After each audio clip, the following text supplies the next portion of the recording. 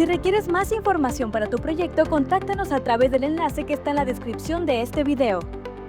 ¿Qué tal a todos? Yo soy Claudio Gutiérrez. Yo soy Diego López. Sean bienvenidos a un nuevo episodio de nuestro podcast Hablemos de Acero, donde conversamos con los protagonistas del sector industrial y la construcción en México. Líderes que están redefiniendo procesos, impulsando innovación y anticipando los retos del futuro. Claudio, ¿alguna vez te ha pasado que vas por la carretera y de repente regresas 2 meses después y parece magia, ¿no?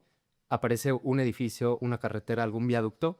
Pues esto no es magia y el día de hoy vamos a descubrir cómo se construye el México moderno. No ladrillo a ladrillo, sino pieza a pieza, la cual pesa toneladas y debe de encajar milimétricamente para que tú y yo podamos andar seguros. Hoy tenemos con nosotros a alguien que ha estado al frente de los proyectos más importantes de construcción en México, Carlos Araujo, director de prefabricados en ITISA. Carlos ha dedicado su carrera a transformar la manera en la que se diseñan, producen y montan los sistemas prefabricados en México, impulsando soluciones estructurales que combinan ingeniería avanzada, eficiencia constructiva y precisión industrial. Bajo su liderazgo, el área de prefabricados de ITISA ha participado en proyectos que requieren de una coordinación quirúrgica entre diseño, planta y obra, logrando reducir tiempos, optimizar costos y elevar los estándares de calidad. Hoy vamos a platicar con él sobre tendencias en prefabricados, sobre cómo la industrialización está cambiando el ritmo de la construcción en nuestro país y cómo el prefabricado en México será el mejor aliado para los proyectos más grandes de infraestructura. Carlos, bienvenido a Hablemos de Acero. Un gusto tenerte. Estamos muy contentos de que estés con nosotros. Y quisiera empezar que nos platiques un poco de ti y cómo fue el camino que construiste que te llevó a la posición y a la dirección de prefabricados de una empresa de la envergadura de ITISA. Muchas gracias primero por la invitación. Realmente, para alguien como soy yo de inquieto, el tener oportunidades de difundir lo que es el prefabricado, que llevo apenas 35 años en esto, son antes 35 años, para nosotros es muy importante, ¿no? El camino que me llevó a donde estoy ahorita, bueno, podríamos grabar 3 podcasts y a lo mejor no acabamos, ¿no? Pero en un resumen, curiosamente, esto viene desde la formación. Digo, yo también me dedico al tema de la academia. Y esta formación que he tenido yo de ser creativo, mi padre trabajaba en la Comisión Federal de Electricidad, le tocó todo el tema de desarrollo en los 60s y en los 70s de los proyectos hidroeléctricos en México. Yo lo veía viajar todo el tiempo, lo veía platicar de lo que hacían. A él le tocó, curiosamente, pues en esa época que había poco de estudio satelital, pero le tocaba hacer los estudios de que los dejaban río arriba en una lancha. Y una semana después los recogían río abajo, iba un hidrólogo, un geólogo. O sea, era más sentir los proyectos en ese sentido. Esa parte me llevó a querer realizar algo similar, porque el ser ingeniero civil está asociado a la construcción normalmente, pero tú le preguntas a cualquiera de la construcción y piensa en construcción de casas, de vivienda, no en construcción a nivel de una infraestructura. Entonces, eso tuvo un gran peso en mí. Empecé a temprana edad, a los 19 años me casé. Esto me llevó a tener, porque así es, tener que trabajar desde temprana edad. Yo entré a trabajar a ICA, Ingenieros Civiles Asociados, una empresa donde se adquiere un muy buen conocimiento. Sin embargo, no me llenaba lo que estaba haciendo ahí, a pesar de que tenía mucha experiencia, apenas estaba iniciando la carrera de ingeniería. Sin embargo, tuve la suerte de conocer a una persona, un amigo mío, que me invitó a trabajar en el tema de los prefabricados en una empresa en González Soto y Asociados, en la cual estuve 25 años. Nada más. Nada más, mis primeros 25 años de prefabricados. En esa empresa empecé a desarrollarme ya ligado al tema de la prefabricación desde el punto de vista de que la prefabricación es estandarización, porque es un sistema industrializado. Si nos vamos a los sistemas industrializados, lo que buscan es repetir y hacer procesos repetitivos. Yo, por situación de mi educación, mi padre me dio una computadora, las primeras PCs que salían. Empecé a manejar el AutoCAD en casa para beneficio mío, e inclusive para hacerle tareas a mis compañeros. Claro. Y con eso lo que hice fue un sistema de estandarización de elementos. Fue lo primero que trabajé en ese prefabricador, fue como comencé. Ya después hicimos sistemas para precios, porque antes era todo, como decían, Arrastrar el lápiz. a mano, ¿no? Sí. Salieron los primeros sistemas, salió la primera hoja de cálculo, que se llamaba SuperCalc, ni siquiera el Lotus. y empezar a generar esos procesos de estandarización. Como les comento, estuve 25 años de ahí, llegué a la dirección de la empresa, inclusive fue asociado. Es una empresa que le agradezco mucho todo el conocimiento que me dio por diferentes situaciones políticas de la economía del propio país. Abandoné la empresa y migré a una empresa de construcción internacional que es Mota Engil. Sí, claro.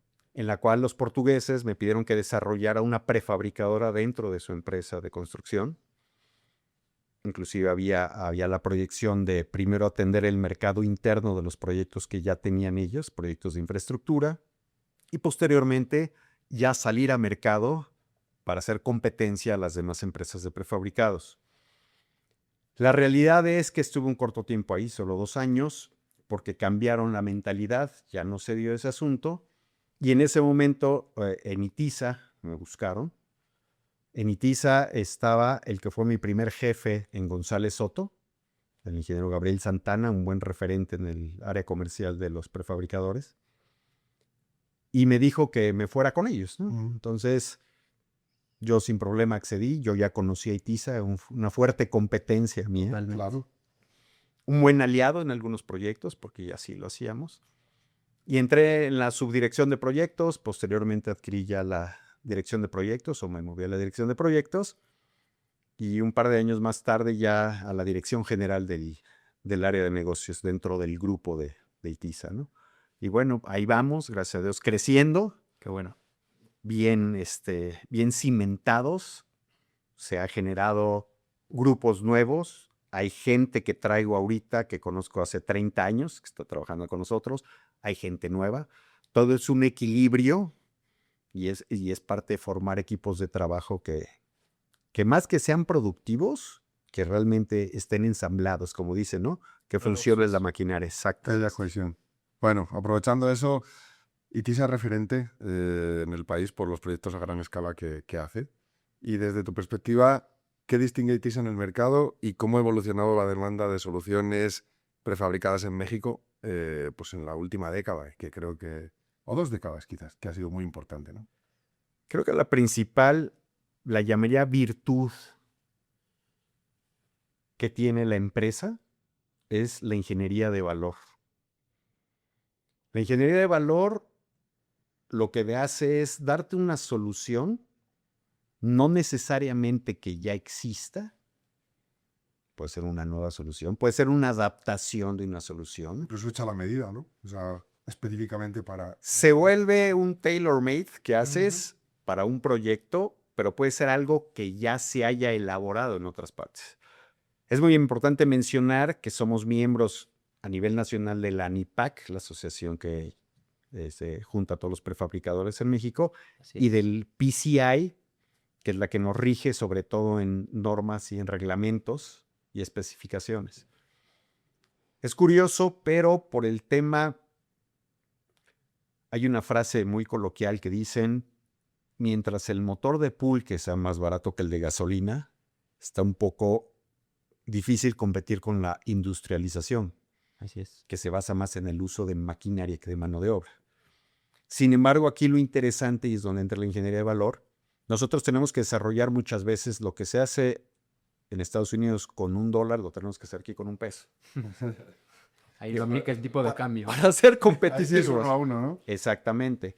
Entonces, es muy importante ese desarrollo de ingeniería de valor. Ahora, ya ahondaremos un poco más adelante a lo mejor en ese tema, pero hay que pensar en el valor no como costo, Eso me encanta. sino como lo que representa es el valor de las cosas. Desde el punto de vista inclusive, entre otras curiosidades, soy perito evaluador. Entonces, eso es muy importante. No lo que valen las cosas es lo que cuestan. El mejor ejemplo es en una artesanía. En una artesanía, hablemos de algo prehispánico. Al día de hoy se puede reproducir exactamente igual. Sí. Y a lo mejor el costo es cualquiera. Pero no es lo mismo una de hace 1000 años que una de ayer. Totalmente. Entonces, ese es el valor. La ingeniería de valor lo que hace es darte ese beneficio. Ahora, el usar ingeniería de valor es usar nuevas tecnologías.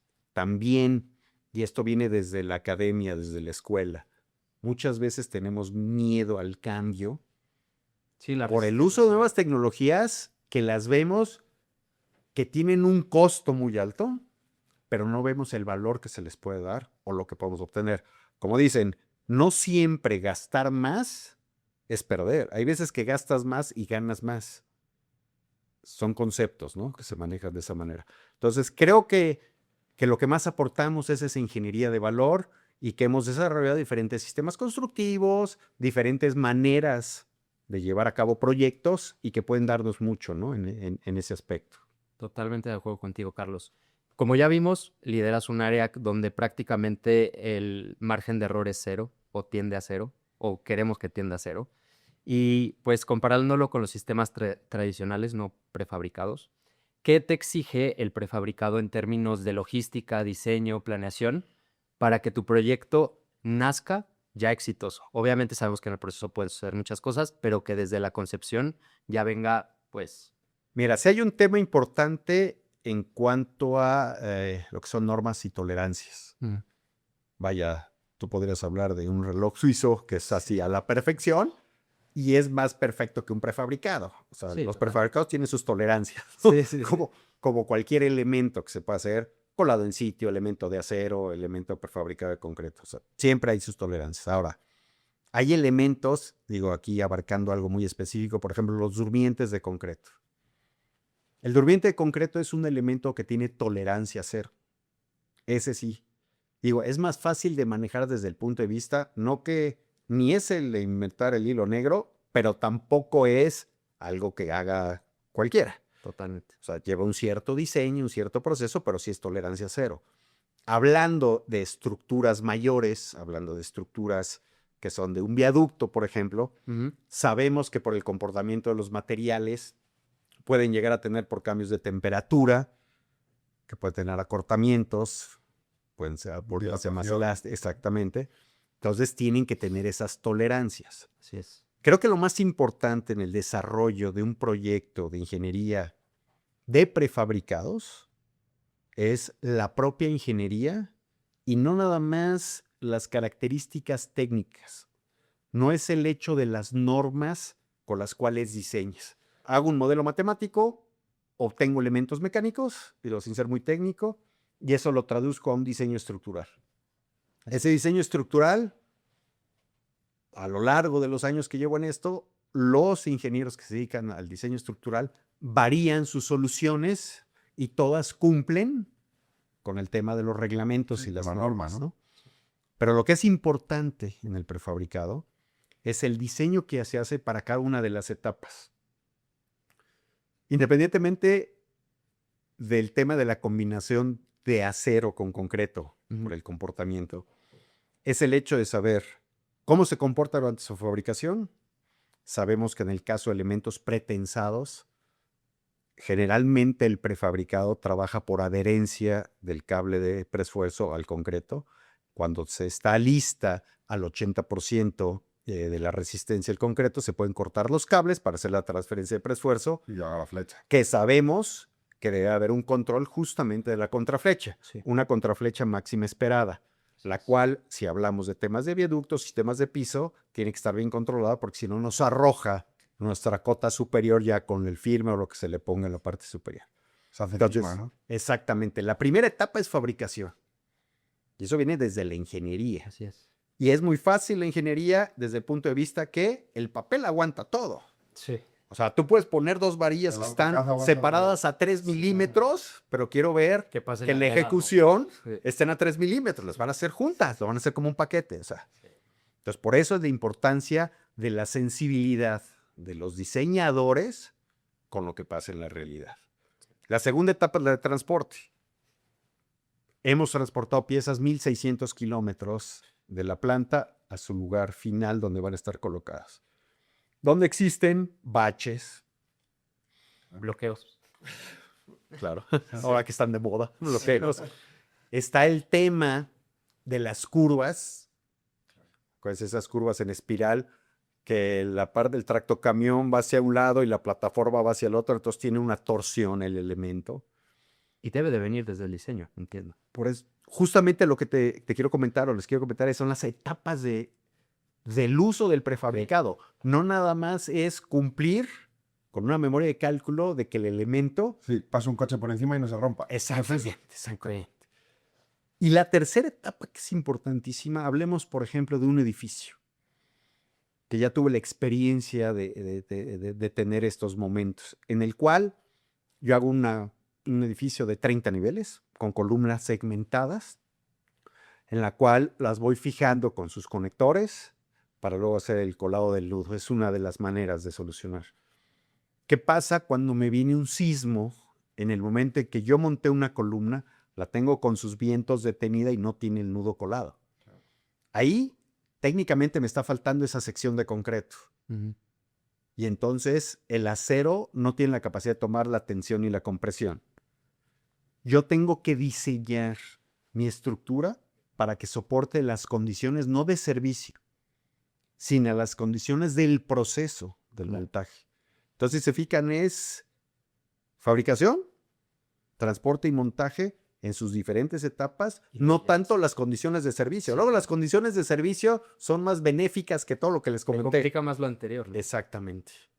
¿No? Pues muy claro, la verdad es que bastante claro. Pero trato de no ser muy técnico, pero sí mostrar cuál es, ¿no? Son muchas variables, yo creo que las que debes de tomar en cuenta, ¿no? Y aprovechando, en México vemos que cada día más se prefabrican edificios, se prefabrican viaductos. Que volvemos a la prefabricación es un sistema. Luego hay prefabricación de concreto, prefabricación de otro tipo, de acero. Hay muchos tipos de prefabricación. En este caso la que nos ocupa o la que más vemos es la de concreto. Pero, ¿cómo nos encontramos respecto al resto del mundo? Porque en Europa, por ejemplo, el prefabricado se lleva manejando desde prácticamente después de la Segunda Guerra Mundial. De hecho, así fue la reconstrucción de Europa. Eso es. Entonces, la realidad, ¿no? ¿Cómo lo ves tú aquí? A ver, primero, lo que es muy importante y que en la academia lo manejo, no hay un sistema que sea la panacea. No va a haber un sistema que te solucione todo. Va a haber sistemas que puedan apoyar a diferentes soluciones. El prefabricado es un sistema muy nuevo aún. Realmente, estoy hablando que aquí lleva 40 años, 30 años, ya desarrollándose bien. No porque me quiera sentir joven, pero es muy poco ese tiempo, ¿no? Casi cuando tú empezaste. Ahora, el tema aquí es, como concepto, todo lo que es prefabricado es lo que estás haciendo estás prefabricando. Estás tomando el beneficio de que en el sitio puedes tener un cierto avance, llámale a los conceptos que quieras, y en una planta prefabricas algo que luego lo mandas para ensamblarlo en el sitio. Para cualquier tipo de elemento, para cualquier tipo de material. Ahora, dentro del prefabricado de concreto existen los elementos de concreto simplemente prefabricados, como son normalmente fachadas o más concepto de elementos arquitectónicos, y están los elementos que llevan preesfuerzo, les llamamos elementos preesforzados de concreto. Que estos pueden ser en dos vertientes, pretensados o postensados. Los pretensados son lo que hablamos hace rato, trabajan mediante adherencia. Los postensados es un anclaje posterior y los anclajes son los que mantienen ese concreto va encamisado. Exacto, para el postensado. El acero va encamisado para que no toque el concreto. Exactamente. Va a fluir por dentro, ¿no? Ya depende mucho de la solución, puede ser así, puede ser mediante un ducto, o sea, de diferentes maneras. Sí existe una cierta ventaja en el pretensado, que no tiene el postensado, que las pérdidas de preesfuerzo son menores en el pretensado que en el postensado, pero los dos sistemas funcionan muy bien. Inclusive hay sistemas de conexiones postensadas en elementos pretensados. Ok, combinados. Es una combinación de ambas, ¿no? Al final, ¿qué hace el preesfuerzo? Es darte una mejor capacidad a la tensión del elemento y entonces va a funcionar dependiendo de las condiciones en la cual lo diseñes. Es un hecho que la prefabricación en México, como tal, al comentarles que es muy nueva, todavía, y haciendo la referencia, por ejemplo, el consumo de cemento. El consumo de cemento en los 80s, 90s, del 100% del consumo de cemento anual en el país, el 1% era para prefabricados. Ahorita ya ha crecido, más o menos estaríamos hablando de un 4 o 5%, hasta un 6 pudiera ser ahí. Ahorita hay un boom de ciertos proyectos que están desarrollando y eso ayuda. Pero aún así, si lo ven, es muy poco. Ahora, ¿qué poco es lo poco? Tendríamos que meter a nuestro universo de ese 100% de consumo de cemento anual, que el 50% del consumo de cemento anual en el país es autoconstrucción. Sí, claro. Entonces, ¿no? Claro, Realmente- si le restas el 50 de autoconstrucción, te quedas con el otro 50 y ahí Estoy a lo mejor en un 10% Así es. del consumo del cemento industrializado, por llamarlo Y de de los alguna proyectos manera, que ¿no? son viables a prefabricar, ¿no? Porque bien lo mencionas, romper los paradigmas de la autoconstrucción, ahí vamos, pero la verdad es algo de picar piedra, ¿no? Aunque creo que tenemos buenas oportunidades como el Plan Nacional de Vivienda del Infonavit. Hay Una buena oportunidad, ¿no? Hay un buen desarrollo en eso, nada más que se vuelve un tema también cultural. El albañil. Y cultural desde, esto es sin menospreciar nada, pero desde el nivel bajo hasta el nivel alto. ¿Qué pasa? La gente, si tú les haces muros de concreto, no les gusta, de verdad. O sea, dicen, ni cómo va a colgar un cuadro, ¿no? Así es. Claro. Te compras un rotomartillo y ya lo pones. Pero no lo ven, no lo hacen tangible a sus necesidades. Les gusta el bloque, el tabicón, el Sí. ladrillo. Entonces es complicado. Pero tú dirías, a lo mejor, por la falta de educación a nivel academia, por la falta de educación cultural, pudiera ser cierto válido, ¿no? Sin embargo, la gente de cierto nivel que compra interés residencial, te dicen lo mismo. Como es prefabricado, se va a caer. Entonces, es difícil competir contra Y eso. más tema de usuario, ¿no? Yo creo que también ahí entra el usuario y como bien menciono, o sea, por ejemplo, luego hay casas gigantescas que es puro concreto aparente, ¿no? Y tenemos el caso en México culturalmente de Yucatán, que allí se construye todo con elementos prefabricados, como la de la ruedilla. Es correcto. Es cultural, o sea, la realidad es que es cultural y las casas ahí están y funcionan perfectamente. Ahora también, y por eso agradecí mucho la invitación, es un tema de desinformación. No conocen beneficios, no conocen el porqué. No saben que inclusive, porque así lo marca el reglamento del prefabricado, técnicamente está más castigado que el colado en sitio o la estructura metálica. Mucho el más. reglamento, sí. El Entonces, reglamento es mucho más las estricto. condiciones son más críticas. Sin embargo, es algo que va cambiando. Si la gente lo ve, es como Santo Tomás. Hasta no ver, no creer. Si la gente lo ve, entonces ya lo empieza a ser parte de ellos mismos. Y lo digo hasta a nivel de lo que llaman vacas sagradas del diseño estructural. Totalmente. Sí. Porque lo ven así, sin decir nombres. Había un ingeniero de esos que llevan 50 años construyendo y negaba la opción de poder hacer edificios prefabricados de más de 4 niveles. Viene la generación de su hijo y ahora su nieto, en donde ven nuevas tecnologías y en donde dicen, hay que trabajar prefabricado. Porque ¿cuál es la evolución del concreto prefabricado? Tú hacías tu concreto en tu artesa, en tu obra. Sí. Ya después tenías tu trompito. Luego lo compras premezclado. Ahora ya lo traes hecho, prefabricado, ¿no? Es parte de una evolución. Sí, y nos platicaste como de todos los procesos que involucras al diseñar, también al ejecutar. Entonces, quisiera que nos platicaras un poco a tu equipo, qué es lo más importante que consideras que ellos deben de tener como pilar para ser sensible a las demás áreas. O sea, ¿cuál es el objetivo, el máximo que todos deben de considerar para que el proyecto sea exitoso? Bueno, te voy a decir cómo lo manejo yo. Y no quiere decir que sea lo mejor. Para que saquen papel y lápiz, por favor. La receta. Tiene que haber una buena comunicación, Ok. pero no hay una buena comunicación si no hay una empatía. Aunque tengas un excelente receptor, Sí, o sea, si tú eres un excelente técnico y tu actitud con el equipo es mala, no va a funcionar. bueno, totalmente de acuerdo. Y en la comunicación es parte de eso. Pero también ya ves que luego dicen, le explica el que no sabe, el que no entiende. Entonces, También, hay que tener cuidado con eso. ¿qué es el tema de la empatía? Ya ven que platicábamos lo que hace ingeniería para fabricar, para transportar, para montar.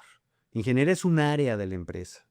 Está el área de operaciones, que lleva planta, fabricación, y que lleva transporte y montaje. Si no son empáticos entre ellos, sabiendo las necesidades y lo... Porque Yo puedo agarrar y decirte, voy a hacer una columna que le voy a dejar unos huecos en la columna, para ser muy, muy genérico, unos huecos, y llega y se inserta donde hay unas varillas. Sí, pero si yo te dejo en una varilla donde va 1 pulgada, 2 milímetros de tolerancia en los huecos, no estoy siendo empático con tu trabajo, porque yo diría, bueno, yo lo puse en el plano milimétrico, si no lo fabricaron, oye, pero acuérdate que hay tolerancias, bueno, pero pues ya las tolerancias, ¿sabes? Sí. Entonces cuando llega a obra, pues es un fracaso, no funciona. Tiene que haber una empatía y una buena comunicación para lo que se vendió. Ya no pienses en la ingeniería, ¿eh? Lo que se vendió es lo que puedes realizar. Y ese es el éxito del negocio. Porque ¿quiénes son tus mejores promotores? Los clientes satisfechos. Exactamente. No hay mejor cliente que el de repetición. Y cuando los demás ven eso, a pesar de que puede ser que no seas el más barato del mercado, pero ofreces un muy buen valor de producto, ¿no? Lo que platicamos hace 2 preguntas, ¿no? Exactamente. Costo y el valor. La diferencia del costo y el valor. Entonces, realmente esa comunicación es empatía y les voy a platicar cómo lo manejo yo, que soy medio old fashion. A mí los correos y los WhatsApp no sirven para nada. Para mí no sirven. Son informativos nada más. La comunicación debe ser levantar el teléfono, hablar o presentarte face to face. De hecho, ese fue un factor muy importante por el cual dejé de dar clases en la época de la pandemia, porque si yo no siento o no me transmiten lo que están sintiendo los alumnos, cuando explicas algo que ves la cara de que no entendieron nada, entonces lo vuelves a explicar, no tienes ese feeling, ¿no? Muchos nos escudamos, eso pasa en muchas empresas, ¿no? De, oye, yo mandé un correo y me quedé esperando y no me contestaron. De ahí he dicho, lo que se arregla en 7 días con un correo, se arregla en 3 días con un WhatsApp, 2 días con una llamada y 5 minutos cara a cara. Lo que sí es un buen uso de la tecnología es, ahora ya puedes hacer videollamada. Así es. Entonces, tu face to face es tecnológico, Sí, no es presencial, pero ahí estás, ¿no? Así es. Entonces, sí es un factor súper importante ese para lograr obtener el beneficio que le das a tu cliente de lo que le vendes a lo que recibe. Buenísimo. Ya tomamos nota. Sí. Dicen que los proyectos exitosos y los clientes satisfechos pues siempre se recuerdan, pero también hay proyectos en los que te obligan a innovar o no todo sale como uno espera. ¿Hay algún proyecto que te haya obligado a replantear procesos, a hacer algún cambio sobre la marcha o tener que hacer algún ajuste de montaje? O sea, también hay proyectos que se complican. Sí, definitivamente. Es más, hay proyectos que no son prefabricables. Y también somos muy claros en eso. Cuando ves un proyecto, y no necesariamente por un capricho arquitectónico, sino por condiciones que no el sistema prefabricado es el mejor, así lo manifestamos, ¿no? Y más que un proyecto, es el sistema, adaptar el sistema a condiciones de nuevas tecnologías. Por ejemplo, el uso de aisladores o disipadores de energía. Hablamos de que estamos nosotros en México en una zona de alta sismicidad, sobre todo si nos vamos hacia la costa del Pacífico. Y conforme subimos hacia el norte del país, se vuelve todavía más crítica. Si nos vamos hacia la península, baja mucho, y hacia el norte, noreste, ahí baja. Ahí está también muy tranquilo, pero sabemos que es un país de alta sismicidad. El usar tecnologías para mejorar esas condiciones, voy a ser muy breve, pero voy a hacer el contexto de a lo que nos lleva. El uso del preesfuerzo en estructuras prefabricadas de concreto, lo que hace es que te reduce secciones y te hace claros mayores.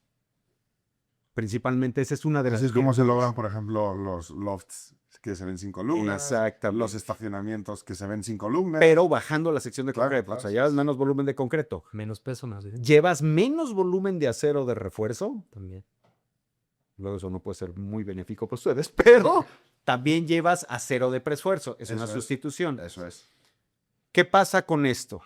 Existen cuestiones técnicas y cuestiones comerciales.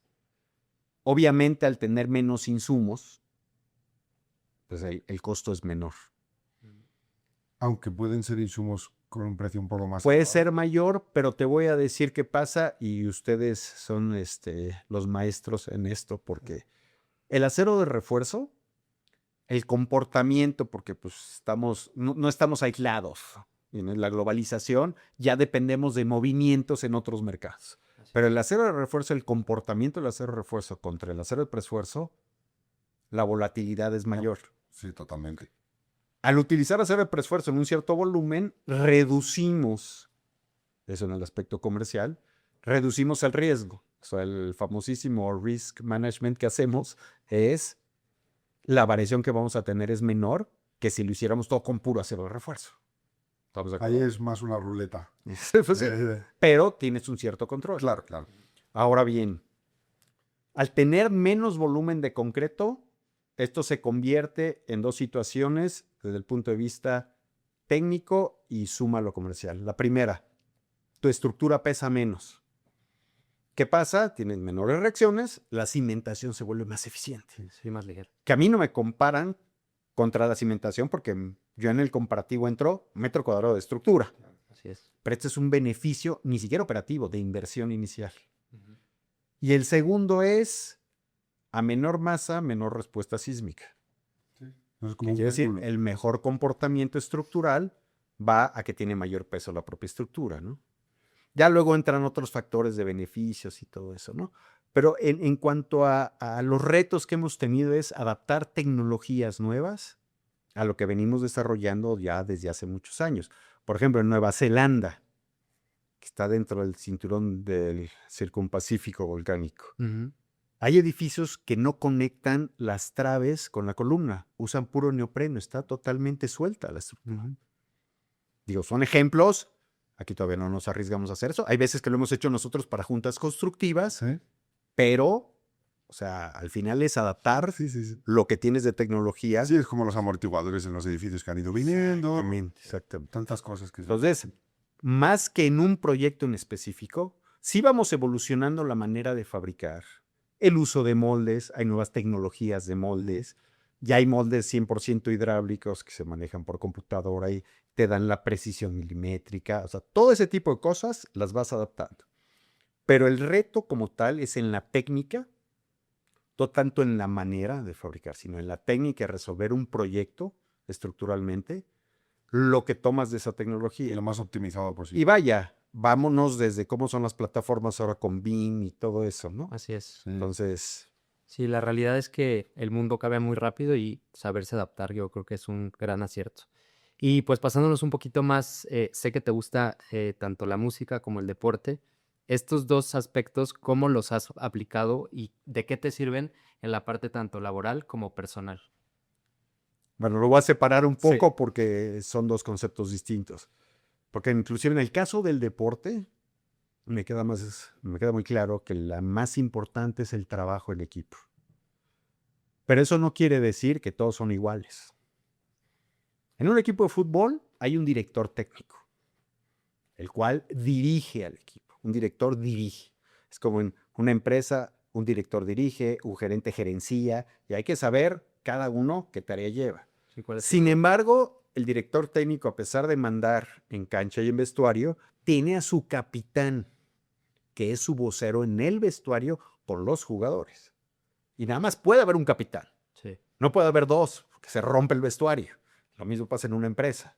así es. Ahora, hay un equipo titular. Hay 11 que llevan el equipo. Tienes tus cambios permitidos, que era lo interesante, perdón que hable porque me tocó en esa frontera. Antes del Mundial 70 no había cambios y no había tarjetas. Claro. Se jugó los 11 que entraban en los 11 que Bien, acababan bien, el partido. Y no había ni amonestados ni tarjetas.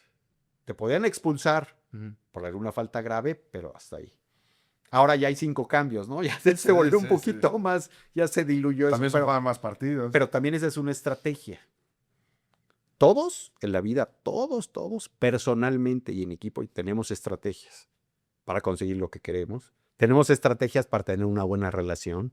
Tenemos estrategias para tener un buen don de mando con tu gente.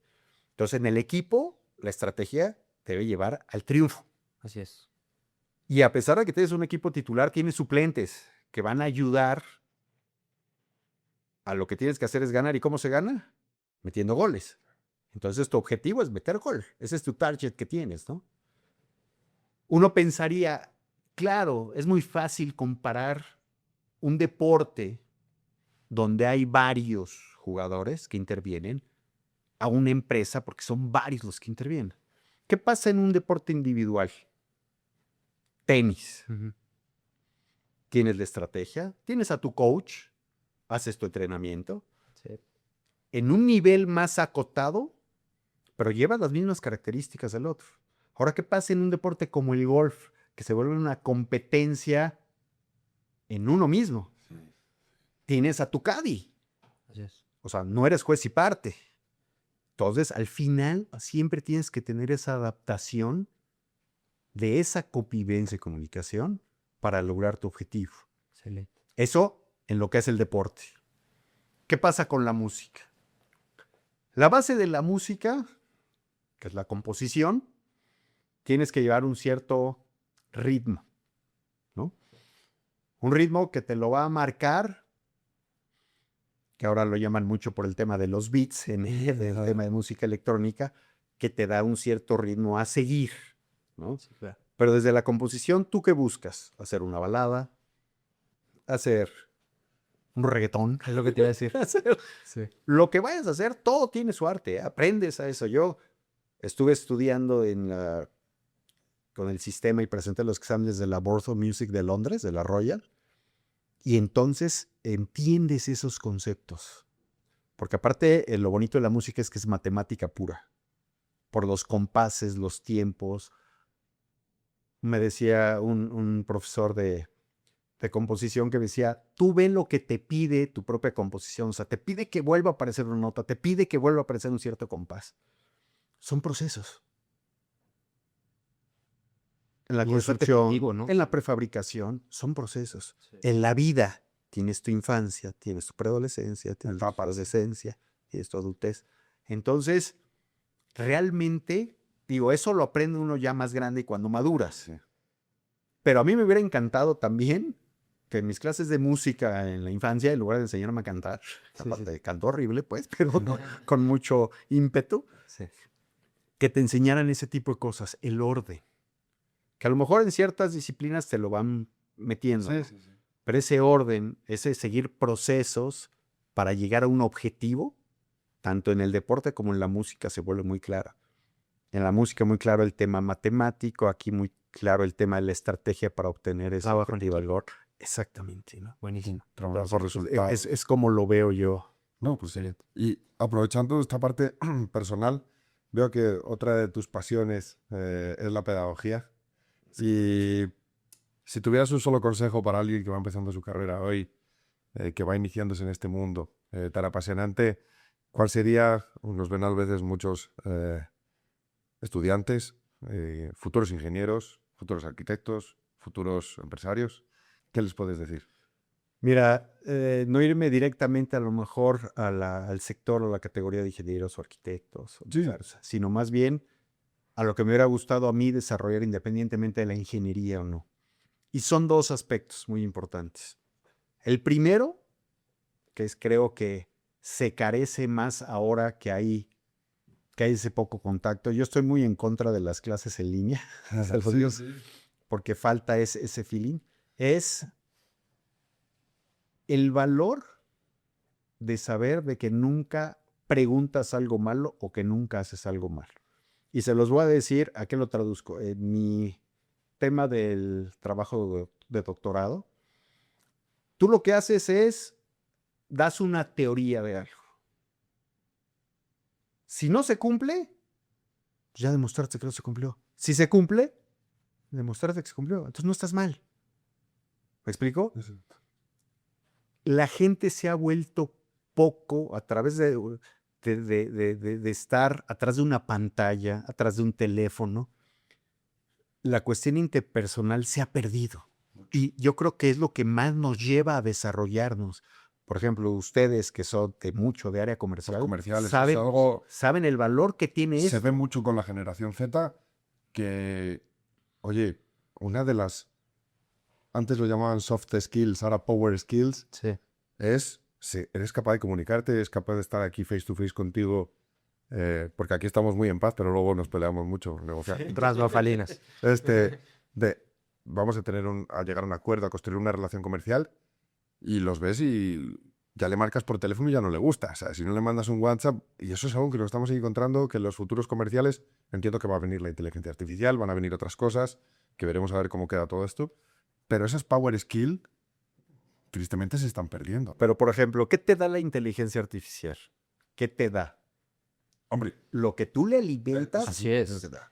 El output depende del Si yo le digo 2 más 2, la inteligencia artificial me va a dar 4. Ujú. Pero si yo no le digo cuánto es 2 más 3, le voy a decir 2 más 3 y me va a dar 4. Claro. A ese nivel. Sí, sí. Entonces es muy peligroso pensar que nos va a resolver la vida. No, para nada. Yo creo que bien utilizada nos va a potenciar muchas cosas, No, en eso optimizar muchos les procesos. voy a decir un caso. Por ahí hay un estudio que se hizo del Golden Gate Ujú. utilizando inteligencia artificial y resulta que cerraban 40% del acero utilizado. Y todo el mundo diría, ya ven, o sea, sí se puede optimizar. Pero entonces ves lo que te arroja y te arroja unos elementos que no se hubieran podido montar con nada. Entonces, ¿es cierto o no es cierto? O sea, Yo creo que hay que calibrarla muy bien para que pueda dar. Tú has dicho, el papel lo aguanta todo. pero también es el problema que veo yo en la educación. Yo Sí, sí, estoy sí. en eso. En el sentido de las famosísimas frases que te entregan un trabajo hecho en Excel y les dices que está mal y no, pues, entonces el Excel se equivocó porque No. el que se equivoca es uno. Así es. Y crecemos con eso. Entonces, es importante ese desarrollo de poder levantarte en clase, levantar la mano, tener la inquietud, hacer, y que Interactuar. el académico tenga esa capacidad de jalar a la gente. Por ejemplo, en mis clases todos pasan al pizarrón. Todos. Fundamental. Y si se equivocan, hay de aquel que se burde o algo, porque en serio, Claro. entonces te voy a pasar a ti para que se burde todos de ti, nada más porque yo quiero. ¿Qué? Yo soy el patrón aquí, ¿no? Claro. Entonces, las condiciones importantes son esas. Y la segunda, que la aprendí mucho con la maestría en evaluación, pero que la he ido aprendiendo con el tiempo en los procesos, es, que hablamos hace un rato de ella, no es lo mismo valor que costo. No es necesariamente la frase que se vuelve un cliché de siempre lo más barato sale más caro, lo más caro es lo más barato. No, es el hecho, el valor de las cosas. En los procesos implica mucho el hecho de usar nuevas tecnologías, el meter un mayor costo. Pero tú lo que tienes que evaluar, que es lo que te da el valor de las cosas, el evaluar, tú tienes que evaluar todo tu proceso. Yo tendría que evaluar desde lo comercial hasta que se entrega la pieza, el hecho de usar un proceso nuevo que puede ser que tenga un mayor costo. Desde la inversión en una capacitación, desde la inversión en un programa de desarrollo de temas de diseño estructural, desde comprar equipos de montaje, de todo. Y la verdad es, y no es nada en contra de las áreas de procuración de las empresas, pero luego tienen una visión muy corta y muy acotada al tema de los costos.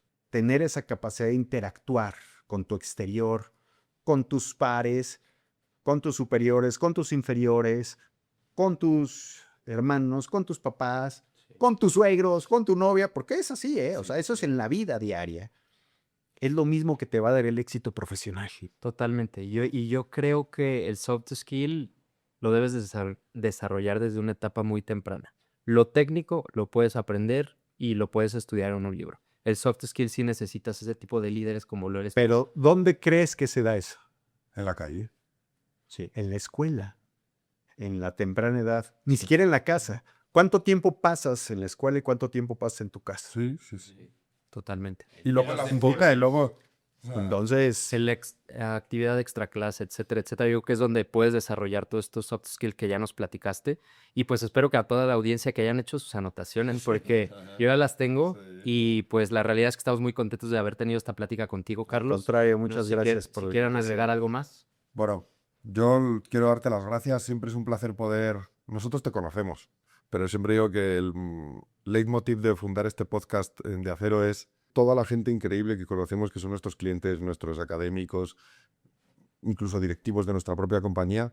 No podemos transmitir estas ideas fuera de aquí, que la gente las conozca y perfiles como el tuyo sean conocidos. Entonces, pues yo creo que personas como tú y como las que entrevistamos aquí hacen de México un gran país y poder mostrar este nivel de empresas, este nivel de profesionales, para nosotros es un placer. Así que estamos muy contentos y hemos aprendido mucho. Que nos pongan en comentarios para hacerte llegar preguntas y Perfecto, con si las todo gusto. tienen. Inclusive, digo, para mí, se los repito, es un honor poder estar con ustedes. Es un gusto y agradezco esta oportunidad. Créanme que a mí, si algo me apasiona, son dos temas lo que me apasionan, la música y la educación. La realidad, digo, me gustó la ingeniería y de eso vivo, ¿no? Pero me apasiona esa transmisión de conocimiento. Yo sé en carne propia lo valioso que puedan mostrarte con la experiencia lo que se puede hacer. En cualquier área de la vida, ¿eh? En cualquiera. Entonces, les agradezco mucho la invitación y si algún día deciden volver a invitar, tomen en cuenta que aquí estaré con ustedes. Y esto es Hablemos de Acero. No olviden de seguirnos en nuestras redes sociales, Spotify y en deacero.com. Muchísimas gracias a todos. Gracias, hasta luego. Si requieres más información para tu proyecto, contáctanos a través del enlace que está en la descripción de este video.